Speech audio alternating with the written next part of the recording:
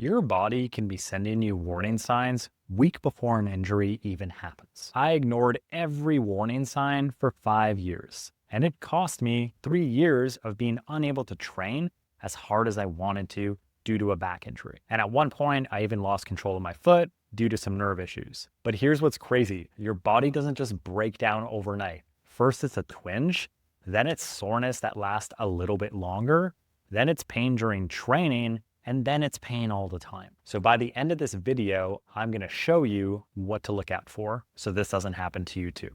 So here's the thing. I had this nagging back pain for, I think it was like 5+ years, maybe 8 years. And, first it started off with this little bit of soreness post-training in this one specific spot. And, then it started to last a little bit longer. So first it was like 24 hours, and then it was 3 days, and then it was a week, and then eventually it was like, just always there, and it didn't go away, and then the intensity increased, and then eventually it just didn't go away at all. And I also had this weakness on the left side of my body that was quite evident. Like, I could do a single leg squat on the right side, but on the left side, I'd be wobbling like a giraffe on skates. And I also had massive mobility restrictions on that left side. So like my rotation was off on the left side. My hip mobility was off on the left side as well too. Like, there were just clear signs that something was wrong on that left side of the body. And now keep in mind, like, the body is asymmetrical. So we're not looking for perfection, but when you see a massive difference like that, that can be a sign that some kind of compensation is going on here. And I ignored all of this. I kept training, I kept pushing through it until one day I was bench pressing and all of this just went terribly wrong. I got nerve pain down my left leg, and that lasted 2-3 years. And I remember standing in the gym, a couple weeks after I was injured, seeing people lift heavy. I was just staring at them and I'm like, geez, like, is this my life now? Is this how my life is going to be? Because if you love training, if you're someone who absolutely has a passion for lifting, and you have to stop training because of an injury, or you even have to reduce your training intensity because of an injury, that has a massive psychological impact on how you feel. Because, for some of you, this is your identity. And once that's taken away, you're just going to be in a bad mood all the time. And looking back, that was actually, in some moments, it was actually worse than the pain itself. It was the fear of walking into the gym and saying, like, am I going to make this worse? How do I know if I'm going to make this worse? If what I do today, am I going to be set back for another week? How am I going to feel tomorrow? I was scared not to lift heavy again. I thought this was going to be my life. And looking back now, like, all of this occurred just because I was ignoring these clear warning signs that my body was telling me. And I can't help but thinking today that, like, if I just paid attention to those things, this might not even have happened in the first place. So let me show you what I wish I knew then. All right, so the first one is going to be pain that's lasting longer or increasing in intensity. And look, I don't mean like you trained hard, so you're going to be sore and it's going to hurt. No, I'm talking about pain that, maybe you trained and your pain, increased for an extra 24 hours, or maybe this kind of dull pain started to feel a little bit more sharp and a little bit more intense. Or maybe pain was in one spot and now it's starting to go to another spot. Or maybe pain that used to happen during training now even happens after training. So this is a sign that the pain is escalating and your body is literally sending you warning signs here. It's telling you, hey, pay attention to me. Something is not quite right here. And if you keep ignoring this, these smaller problems can become bigger issues and hopefully not chronic. Like, for me, I started having this very dull, achy pain in the low left side of my back. And, that pain was there during training, then it would go away.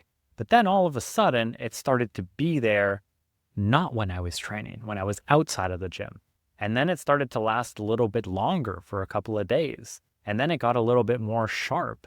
And then eventually it started being a little bit more spread out throughout the back. And then eventually I started to get radiating pain down my leg, and then I couldn't train as I wanted to. And just looking back now at like every single step of that, my body was literally screaming at me like, hey, pay attention, do something about this. And I was a complete idiot. And I just kept training hard and saying like, well, this is the result of working hard in the gym. It's supposed to hurt. It's supposed to, I'm supposed to push myself and all that stuff. It was stupid. It was just stupid. And I paid for it. So the last thing that I want is for this to happen to you too. Because I know if you're watching this video, you love training and you do not want that taken away from you. All right, so warning sign number 2 is going to be major imbalances. And let me be super clear about something here. Your body is literally made to be asymmetrical. There's no perfect symmetry. Anyone who tells you that like you have an imbalance here and that like this has to be perfect with this, it doesn't exist. The body is asymmetrical. So do not fixate over this. What I'm talking about is major, keyword, major imbalances. So pay attention to these imbalances that are occurring because this is another warning sign that your body is sending you. Because what's going to happen is your body's going to start to compensate, and then other areas of your body that's not used to handling this much load because you're not loading that side properly, that has this weakness or imbalance, other areas are going to start taking that load and eventually something might break. So again, for me, like the right side was literally taking all the load in my body. It's like I think back when I was doing a squat, it was like I was doing a kickstand squat. It's like I thought I was doing a bilateral squat, but it's like my right leg was doing all the work. Now, thankfully, in this case, I didn't injure something on the right side, but that doesn't mean that that might not happen to you too. For me, it was injury on the left side. So test this on yourself. Try something unilateral. For example, a single leg squat, assisted or unassisted, whatever, and really see if you start to notice differences between two sides. Now, this applies to the upper body too, so you could do some pulling movements like some single arm rows, for example. Anything unilateral would work. In this case, major pushing and pulling movements can work here. So warning sign number 3 is going to be decrease in range of motion. So a loss of movement in your body somewhere. Because when you lose range of motion in a certain area of your body, some other parts of your body are going to start to pick up the slack to make you move forward in space. Your body is literally always trying to keep you upright. And to do that, it's going to recruit, certain range of motion in our body. So if we are missing range of motion somewhere in the body, then some other part is going to start picking up the slack and taking over to make yourself walk upright, be able to train, be able to move around in space. And if that same body part now that's taking over for someone else's job is being recruited over and over and over and over again, and all of that load is being placed on one spot, I bet you that's the spot that's going to eventually end up hurting you. So for example, we could take someone who lost mobility in their hips, and now maybe their knees are taking a little bit more of the load in order to be able to stand up and to walk in space and to be able to train and do even daily activities such as going to the grocery store. So think about all those activities now that the knee is taking more of the load than the hip. And now there's like this focal load. There's this load that's being placed on this one spot in the knee. And if that's being done over and over and over again, even if it's not an intense activity, it's more the frequency of it occurring. Now something might give eventually in that knee joint. And keep in mind, I'm using the knee as an example, but this could apply to the ankles. This could apply to the shoulder. It could apply to anywhere. Like you could have restrictions in your ability to rotate, and maybe your shoulder is going to take over some of the load now to be able to turn properly. This could apply literally to anywhere in the body. So for me, I had massive restrictions in my hips. Like I was super, super stiff. I barely had any internal rotation in my hips.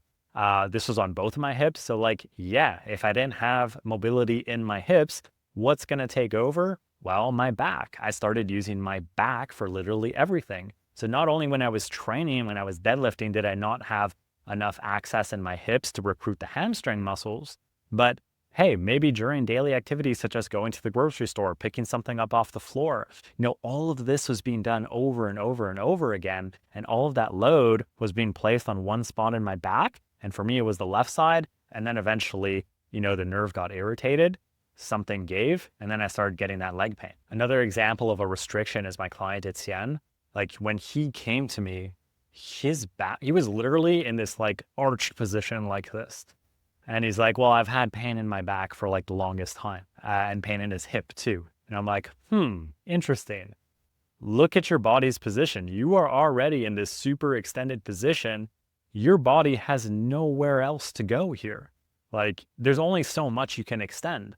And that was just a simple strategy for his body to move in space. His body found a way to move. And to do that, it was hyperextending his back like this and keeping him locked in that position, which limited his range of motion in the rest of his body. And he literally had this exact sequence here. So he was having pain lasting longer and increasing in intensity. He had imbalances between the left and the right side of the body. He had a decrease in range of motion due to being in this extended state. And once we addressed these issues, then he started to see long-term results because he was going to the physio, he was going to the chiro and all that stuff, and they were doing these adjustments on him, but it was never solving the root problem. And that's why it's so important to get the right assessment from the right person to treat the root and not just symptoms. Because if you're stuck just treating symptoms, you're always going to be back in the clinic. You're going to get your adjustments and all that stuff done. And then you don't even become a patient anymore. You just become this recurring subscription. It's not a subscription model. You should have a long-term plan. When you see your practitioner, there should be a long-term plan presented to you saying, this is what I believe the root issue is. This is what we're going to do. This is where we're headed. And this should take X amount of time. If you don't have that, if you're just walking in the clinic and they're saying like, see you next week, it's not rehab, I'm sorry. Well, at least that's not my vision of what rehab should be. So if you have any of these warning signs, please do not ignore them like I did. Also, drop a comment below. Have you experienced any of these warning signs yourself? Are you currently in pain and struggling with getting back to the gym pain-free? Drop a comment below. I read and respond to everyone. Smash that subscribe button too, and I'll catch you guys on the next one.